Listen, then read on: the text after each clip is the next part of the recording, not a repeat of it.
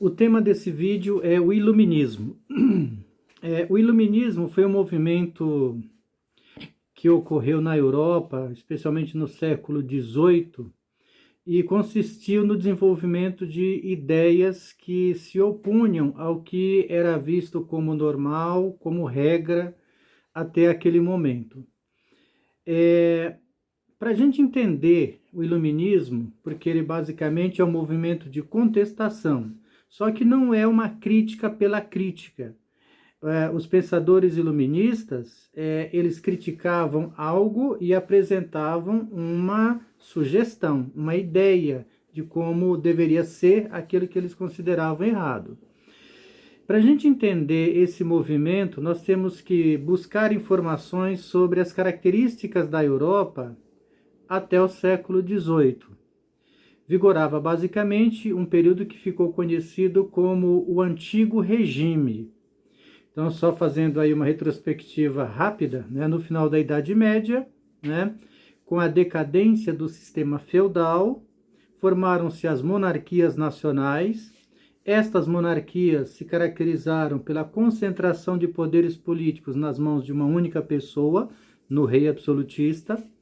Agora que esse rei tem toda uma estrutura para se sustentar no poder, sem depender do apoio exclusivo de uma classe, porque ele tem um exército, ele cobra impostos, ele tem a aceitação, por bem ou por mal, das pessoas de que ele é o governante, Então, a partir desse momento, este rei passou a determinar todas as características dentro do seu reino. Quem seria privilegiado, quem não seria, E o que vai caracterizar aí é exatamente a escolha por parte do rei daquelas instituições que terão privilégios. E das decisões dele vem, portanto, a formação do chamado Antigo Regime. Então, a primeira e principal característica do Antigo Regime é a existência de uma monarquia absolutista. A segunda é a formação de uma sociedade do tipo estamental. Então, no Antigo Regime existiam basicamente 3 camadas ou estamentos. O primeiro estado ou estamento era o clero. Então, a Igreja Católica continuava tendo muito poder, era muito influente, tanto é que recebia por parte desse rei absolutista o privilégio de não pagar impostos, de cobrar dízimos das pessoas, que era obrigatório, e sempre ser consultada quando o rei queria tomar alguma decisão. O segundo estado era a nobreza. Aqueles antigos senhores feudais que receberam títulos de nobreza continuavam tendo privilégios do tipo não pagar impostos, ocupar os cargos mais importantes da administração pública e sempre eram consultados quando o rei queria adotar as medidas. E o terceiro estado, que era formado pelo restante da população. Então, quem não era do clero ou não era nobre, era terceiro estado. Aí você tem uma grande quantidade de camponeses, 80% da população desta época vivia na zona rural, basicamente os camponeses, todos os burgueses, artesãos, profissionais liberais, pequenos e médios, grandes comerciantes, todos eram terceiro estado. Pelo estatuto do Antigo Regime, quem era do terceiro estado tinha uma série de obrigações. Trabalhar para sustentar toda a sociedade, pagar impostos, servir para o exército em épocas de guerra. Então, basicamente, cada estado tinha as suas próprias leis, tinha os seus próprios tribunais. Então, era uma sociedade injusta, desigual, onde as pessoas eram tratadas desigualmente pela lei. Então, existia cada estamento, cada camada social, regras específicas daquele estamento. Pois bem, uma outra característica muito importante do Antigo Regime é a política econômica desses reis absolutistas, que era o mercantilismo, ou seja, quem controlava tudo era o rei. E especialmente os burgueses se sentiam muito incomodados com esse controle por parte do rei, porque eles achavam que, mesmo que eles tivessem alguns benefícios, eles achavam que o rei não os atendia plenamente nas suas reivindicações. E muitos dos iluministas, né, serão burgueses ou defensores da burguesia. Tá? Pois bem, esse movimento, que também é chamado de o período de século das luzes, da iluminação, porque eles diziam que iam jogar luz na sociedade, né? Iam dar claridade ao obscurantismo que vigorava na época. O iluminismo não deixa de ser ou de ter muita inspiração no Renascimento, que já foi um movimento de contestação às regras da época, né? Criticando o excesso de religiosidade, né? Pregando a utilização da razão para a busca do conhecimento, né? Para entender o funcionamento da natureza, do indivíduo e da sociedade. E o iluminismo dá sequência, continuidade a esse pensamento renascentista. A diferença fundamental é que, enquanto o Renascimento se utilizava das artes para transmitir ideias, os iluministas não. Eles já lidam basicamente com a produção literária. Então, você tem muitos livros. Vai ter, inclusive, uma tentativa de se juntar todo esse conhecimento numa grande enciclopédia, que a gente vai falar mais adiante. Pois bem, o que vai orientar o desenvolvimento dessas novas ideias é o espírito questionador, racionalista e de insatisfação com o que existia na época, ou seja, com as características do antigo regime. Este renascimento, ou melhor, este iluminismo, também foi muito influenciado por uma revolução científica que estava em curso, que já vinha desde a época do Renascimento e que foi continuada aí nesse período. Foi nessa época em que os pensadores, não, especialmente os cientistas, desenvolveram um método científico que era baseado no seguinte: o cientista, ele é por natureza um curioso, tá? Então, quando ele se depara com um fenômeno que ele não sabe, que ele não tem explicação, né, ele parte da elaboração de uma hipótese. Eu vou explicar esse método através de um exemplo prático para ficar mais fácil o entendimento. Imagine o seguinte: você é um cientista e aí você se depara com uma situação. Você percebe que a água, ela pode ser líquida, mas também se apresenta em estado sólido, ela congela, ela vira gelo. E aí você tem essa dúvida: poxa, mas o que faz com que a água se transforme em gelo? E aí você sugere uma hipótese, você desconfia de uma hipótese, ou seja, que a água congela à medida em que a temperatura dela baixa. Quanto mais você esfria a água, mais ela tende a virar gelo. E aí, então você tem a dúvida, por que a água gela? Segundo, você monta uma hipótese, que é a água congela quando ela tem a temperatura esfriada, baixada. E aí você precisa testar isso, fazer experiências, né, para tentar descobrir exatamente em que condições isso acontece, né? Aí você vai para um laboratório, você pega a água, começa a esfriar a água, e aí você percebe, depois de N vezes fazendo a experiência, que a água congela quando ela chega numa temperatura de 0 grau, tá? Então, se você testou isso e não resta a menor dúvida de que esta é a explicação lógica, científica, você monta uma tese, você põe uma teoria. Então, esse modelo científico desta época cumpria 4 etapas: a dúvida, a hipótese, a experiência e a elaboração da tese, da teoria. Tá? Este espírito, né, de negação das explicações religiosas características da Idade Média é que vai orientar muitos iluministas no desenvolvimento das suas ideias. Então, essa revolução científica, ela já tinha transformado muitas coisas na Europa.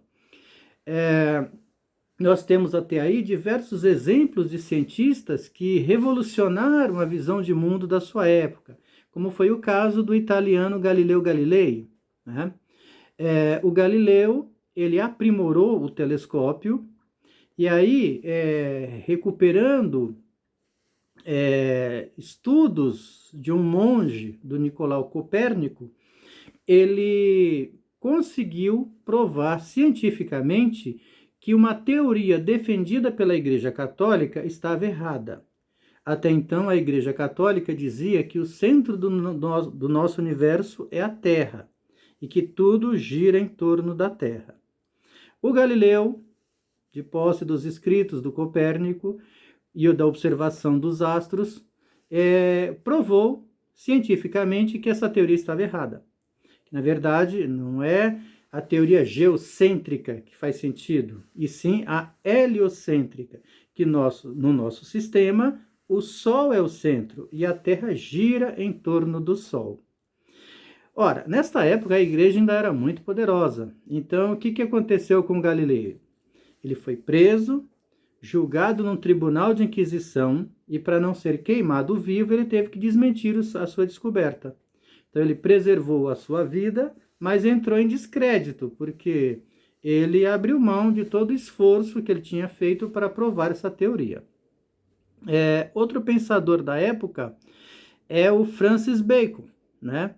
Que ele buscou estabelecer uma nova ciência capaz de comprovar a natureza de forma eficiente. Basicamente, seu método de análise teórica era orientado pelo empirismo, ou seja, de que você só pode confiar nas coisas que você pode testar, observar visualmente, né? E eliminar qualquer dúvida de que aquilo possa, em algum momento, dar errado. Então, o empirismo é esta busca do conhecimento da natureza, daquilo que é observável. Outro teórico, outro cientista da época foi o Descartes, né? O pensador que acabou desenvolvendo o método cartesiano. Eu estou falando desses caras, mas vocês já devem ter estudado as suas teorias, né, em filosofia. Então, só para reforçar aí como a Europa desta época já havia sido muito abalada por essas conquistas da ciência, né? Outro cientista fantástico da época é o Isaac Newton, né? O cara da gravidade. Então, analisando e observando a natureza, ele vai propor a teoria de que a Terra exerce atração sobre os corpos que estão suspensos, né, atraindo para o solo. Então, com base nisso, ele vai montar uma teoria que é válida em qualquer parte do planeta, ok? Só não vale, claro, para fora da nossa esfera, né, do nosso mundo, do nosso campo gravitacional. No espaço, aí a relação é outra, ok? Muito bem, o século das luzes, ou o iluminismo, ele vai, como eu já disse, basicamente questionar a realidade existente na Europa. E eles fizeram um levantamento de como a sociedade funcionava e apresentavam sugestões sobre cada característica que eles não concordavam. E, óbvio, a maior crítica dos iluministas era quanto ao modelo de governo que vigorava na Europa, o absolutismo. O absolutismo ele já vinha sendo questionado em algumas regiões, especialmente na Inglaterra. Nós estudamos, né, a Revolução Inglesa, que culminou com a implantação de um modelo parlamentar, ou seja, a Inglaterra virou uma monarquia, mas uma monarquia parlamentarista, onde existe um rei que não governa, quem governa é o parlamento. Essas conquistas inglesas acabaram servindo de inspiração para se questionar esse modelo de governo Europa afora, mundo afora. Um dos teóricos que viveu a Revolução Inglesa foi o John Locke, né? Que é um sujeito ligado tanto ao estudo, né, do ser humano quanto das relações políticas dentro da sociedade. O John Locke, ele é o cara, acho que vocês já devem ter estudado também filosofia, é o cara que diz que quando nós nascemos, nós somos como uma tábula rasa ou um livro em branco, e que nós vamos formando a nossa consciência à medida em que a gente vai tendo experiências de vida, e essas experiências vão se acumulando no nosso consciente e subconsciente. Então, é assim que você vira um ser pensante, das experiências que você tem em vida. E aí, com base nisso, ele vai questionar as teorias que procuravam justificar a existência de reis absolutistas. Porque ele diz o seguinte, olha, se quando nós nascemos nós somos todos iguais, somos um livro em branco, como é que alguém se acha no direito de dizer que foi escolhido por Deus para ser rei? Não faz sentido. Então, o justo é que o sujeito que esteja na condição de governante governe em benefício da coletividade e não da individualidade, tá? A propósito, em termos políticos, os iluministas, eles não defendem exatamente um sistema de governo, monarquia ou república. Eles defendem a transformação do súdito em cidadão, ou seja, que todos tenham condições iguais e que os governantes administrem a sociedade em benefício da maioria, né? Ou seja, independente de república ou monarquia, o que importa é que o governo seja democrático, ok? E aí, a partir dos questionamentos do John Locke, né, isso vai acabar se espalhando pela Europa e dando origem a outras teorias que também vão questionar a existência dos reis absolutistas, como foi o caso do Montesquieu, né? Um jurista francês que elaborou a teoria dos três poderes. Esse camarada é muito importante porque as ideias dele estão em prática até hoje, só que no caso do Brasil, nós estamos desvirtuando tudo isso, né? Basicamente, qual é a tese do Montesquieu? Quem governa, consciente ou inconscientemente, faz três coisas: administra, faz a lei e pune quem não cumpre a lei. Então a ideia dele era dividir essas funções do governo em três instâncias diferentes, em três instituições diferentes, o que ele chamou de três poderes: executivo, legislativo e judiciário.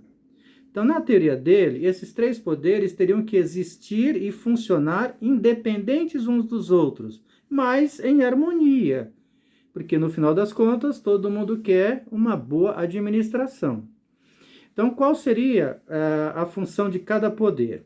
O poder executivo, que poderia ser um presidente ou um rei, seria o administrador do país. Só que ele não faria as leis. Quem faria as leis seriam os membros do legislativo, deputados e senadores como nós temos hoje. Então, esses deputados e senadores eleitos pelo povo teriam por obrigação apresentar projetos, discutir os projetos de lei e aprová-los, né, dentro daquilo que se considera o melhor para a sociedade. E o judiciário seria o poder responsável por punir quem desobedecesse às leis, tá? Então, esses três poderes, cada um cumprindo com suas obrigações, independentes, sem sofrer pressão de um sobre o outro, né? Traria uma administração mais democrática, mais justa, mais equilibrada. E, dessa forma, evitaria-se o absolutismo, a concentração de poderes nas mãos de uma única pessoa. O Montesquieu, para elaborar a teoria dos três poderes, ele deve ter se inspirado no que aconteceu da história da Revolução Inglesa. Porque quando Oliver Cromwell assumiu a República, né, o que ele fez? Ele virou um ditador, porque ele concentrou em suas mãos todo o poder, se auto-intitulou defensor perpétuo, né, e com todo o poder decidiu que, quando ele morresse, seria sucedido por seu filho. O que é isso? É uma monarquia absolutista. Tá? Então, percebendo que rei absolutista ou presidente com plenos poderes, dava na mesma. Então, a ideia dele foi exatamente separar as funções de quem governa para não haver essa concentração de poderes nas mãos de uma única pessoa. Essas ideias, elas acabaram sendo divulgadas por toda a Europa, né, convencendo muitas pessoas, especialmente os burgueses, né? Por que os burgueses gostaram dessas teorias? Porque num sistema monarquista hereditário, o poder passa de pai para filho. Quando é que um burguês ia ser governante? Nunca. Agora, se ao invés de uma monarquia você tivesse uma república em que as autoridades são eleitas, aí eles teriam todas as condições. É claro que eles vão apoiar esse modelo absolutista, tá? O que nós vamos ver é que essas ideias que estão sendo desenvolvidas aí na época, no século XVIII, dentro desse movimento iluminista, elas irão influenciar movimentos revolucionários mundo afora. Independência dos Estados Unidos, Revolução Francesa, até movimentos revoltosos no Brasil tiveram inspiração nas ideias iluministas. Foi o caso da Conjuração Baiana e depois da Inconfidência Mineira, né? Então, o que vai acontecer? Essas ideias caem no agrado, né, no desejo da burguesia, que passa a apoiá-las efetivamente. E como essas revoluções estão acontecendo, vai ocorrer algo interessante na Europa, que é a utilização de algumas dessas ideias por reis absolutistas, já percebendo os riscos que eles estão correndo. Ao se manterem absolutistas, eles poderão enfrentar revoluções. Aí surge a figura do chamado déspota esclarecido. O que é isso? É um rei absolutista que vai se apropriar de algumas ideias iluministas e vai passar a governar segundo alguns desses critérios. Ele não vai deixar de ser absolutista, tá? Mas ele vai adotar algumas ideias para dizer que ele não é o típico absolutista, né, do antigo regime. E dessa maneira, fazendo pequenas reformas do tipo, incentivando a criação de escolas, atendimento médico para a população, né? Reformulando o sistema tributário, né? Eles vão preservar o seu poder, né? E, de certa forma, dão uma enganada aí de que eles estão mudando as coisas dentro dos seus países. Mas continua tudo igual, né? Bom, outra instituição que vai ser muito criticada será a Igreja Católica. Na verdade, eles criticam todas as igrejas.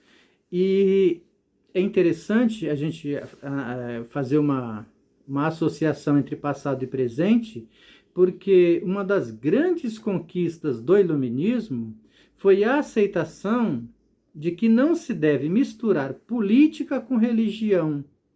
Vem daí a criação do chamado Estado laico, tá? E eles não chegaram a defender essa ideia à toa, não tiraram isso do nada. Eles tinham toda a experiência de boa parte da Europa, né, especialmente durante a Idade Média, quando a Igreja Católica era uma instituição dominante, né, no que deu. Né? O que acontecia numa sociedade governada por religiosos gananciosos, né, que, entre outras coisas, obrigaram todo mundo a seguir a religião deles. Né? Então, usaram de um poder religioso para dominar politicamente e obrigar as pessoas a aceitarem a visão de mundo deles. Então, daí essa consciência de que política não deve se misturar com religião, porque isso só traz malefícios. Infelizmente, o que nós estamos vendo hoje no Brasil, né, é uma mistura nefasta, né, de candidatos eleitos com base em ideias religiosas que agora querem nos empurrar a sua visão de mundo, empurrar a sua igreja.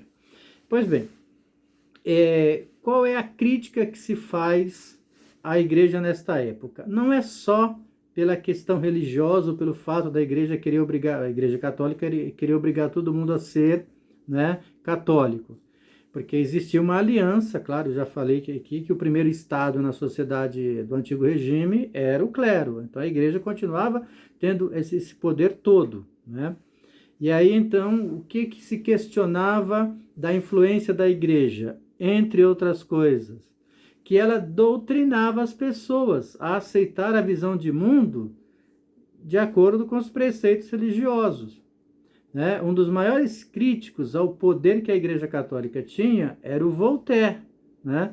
um francês, um pensador francês, né, que condenava o excesso de religiosidade e o excesso de poder que a igreja tinha sobre a sociedade do antigo regime. E para ele, a única solução para tirar a pessoa da ignorância, né, e de se tornar presa fácil na mão da igreja, era educando as pessoas. Então, o Estado deveria promover a construção de escolas, especialmente para as camadas mais baixas, né, para que as pessoas se libertassem dessa influência excessiva da religião, né, no seu cotidiano. Tá? Um outro jurista desta época, muito importante, foi o Jean-Jacques Rousseau. Né? O Rousseau, ele era um crítico da sociedade, da maneira como ela existia, né? Estamental. Ele achava que as pessoas não deveriam aceitar essa condição, né? Já que quando nós nascemos todos livres, né? Nas sociedades primitivas nós tínhamos liberdade plena e que nós aceitamos as regras da vida em sociedade, né? Abrindo mão da nossa liberdade individual em prol da constituição de um governo que preservasse a nossa vida, a nossa liberdade e o direito à felicidade. Uma das coisas fundamentais no pensamento do Rousseau é a questão da desigualdade, sobre a origem da desigualdade. Né? Ele escreveu alguns livros, entre eles O Contrato Social.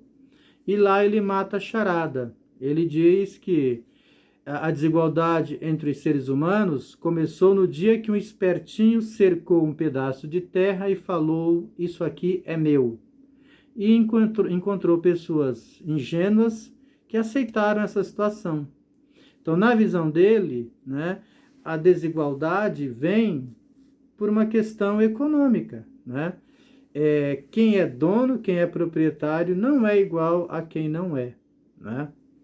Aliás, como eu já disse, o movimento iluminista ele foi bastante defendido pela burguesia, principalmente porque os burgueses gostavam das ideias de alguns teóricos, né, que defendiam com unhas e dentes o direito à propriedade individual, à propriedade privada. Né?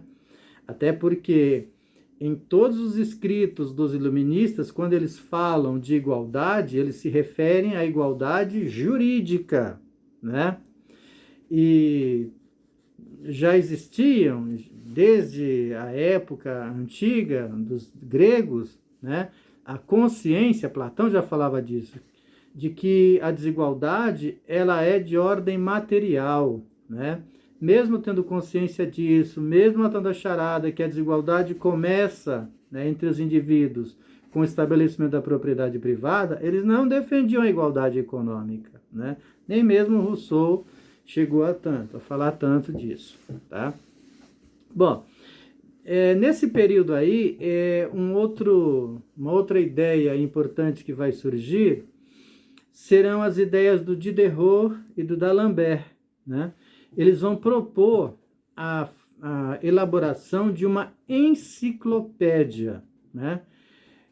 Para quem não é da época do livro de papel, né? Ou não sabe o que é uma enciclopédia, né? É basicamente um conjunto de livros onde se condensa, onde se junta uma série de informações sobre conhecimentos, né? Ideias que já foram desenvolvidas e são concentradas todas nesse conjunto de livros, né? Não sei se vocês vão conseguir ver, mas eu tenho uma enciclopédia aqui em cima, ó. Tá vendo esses livrinhos aqui, ó? Esses vermelhinhos ali, aquilo é enciclopédia. Né? Então é um conjunto de livros onde você condensa, reúne todo o conhecimento produzido na época. Então é claro que o Diderot e o D'Alembert vão se propor, né, a juntar essas informações, né, nesse conjunto de livros, chegou a ter acho que 27 volumes, né, mas do conhecimento e das teorias apoiadas e defendidas pelos iluministas, né? E claro que as críticas à igreja, né, suscitaram, ou seja, permitiram ou provocaram a reação da igreja, né? Que vão, no caso da França, por exemplo, né, onde a enciclopédia foi elaborada, o rei Luís XV, né, foi assediado pelos padres jesuítas para impedir a publicação da enciclopédia, porque lá existia toda uma ideia de combate o excesso de religiosidade e de poder que a igreja exercia sobre o governo, né? Mas os enciclopedistas tinham as artimanhas, né, de evitar expor claramente a ideia, né, sugerindo ou indicando outras leituras, né, para que a pessoa conhecesse mais sobre aquela ideia sem que a igreja se incomodasse com o que estava escrito lá. No final, eles vão ter que dar o braço a torcer, porque o conhecimento em livros, né, ele se difunde mais rapidamente, né? O fato de estar escrito ali, né, vai permitir que muito mais pessoas leiam, né, se informem e passem a questionar se realmente aquilo que existe é o melhor para as pessoas ou não, tá? Um outro grande legado do iluminismo foi tirar dos ambientes fechados, dos palácios, das bibliotecas reais, né, a discussão sobre o conhecimento, sobre ciência, sobre filosofia, e levar isso para os cafés, né? Então, as discussões aconteciam agora em ambientes públicos. Mesmo as pessoas que não sabiam ler, né, e que conseguiam entrar nesses cafés, poderiam ouvir os filósofos discutindo, né, a troca de ideias entre eles, tá certo? Eu vou parar agora e vou começar depois num outro vídeo. Peraí.